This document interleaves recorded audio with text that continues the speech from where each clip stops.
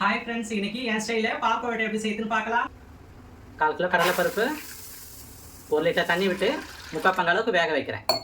1/2 kg பச்சரிசி மாவு கொஞ்சமாக சால்ட்டு சேர்த்து கலந்துக்கிறேன். கொஞ்சம் கொஞ்சமாக தண்ணி விட்டு கெட்டியாக பிசைஞ்சு வச்சுக்கிறேன்.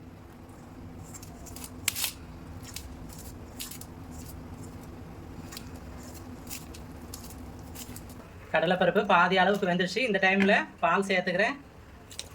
200 பால் சேர்த்துக்கிறேன். இட்லி தட்டு மேலே வச்சுக்கிறேன். பிசைஞ்சு வச்சு அரிசி மாவை சின்ன சின்ன உருண்டைகளாக உருட்டி இட்லி பாத்திரத்தில் வச்சுக்கலாம்.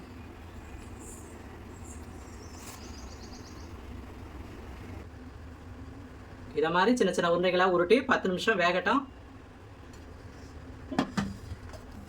10 நிமிஷம் வெந்துடுச்சு.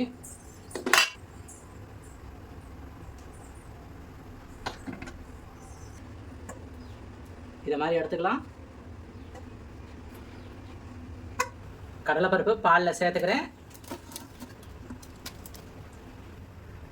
3/4 கிலோ வெல்லம் சேர்த்துக்கிறேன். வெள்ளம்லாம் கரைஞ்சி நல்லா வேகட்டும். ஒரு 10 நிமிஷம் ஆகும். தட்டி ஏலக்காய் சேர்த்துக்கிறேன். துருவிய தேங்காய் சேர்த்துக்கிறேன். அவ்வளோதாங்க, சூப்பரான பால் கொழுக்கட்டை ரெடி. ஒரு பவுலில் மாற்றிக்கலாம்.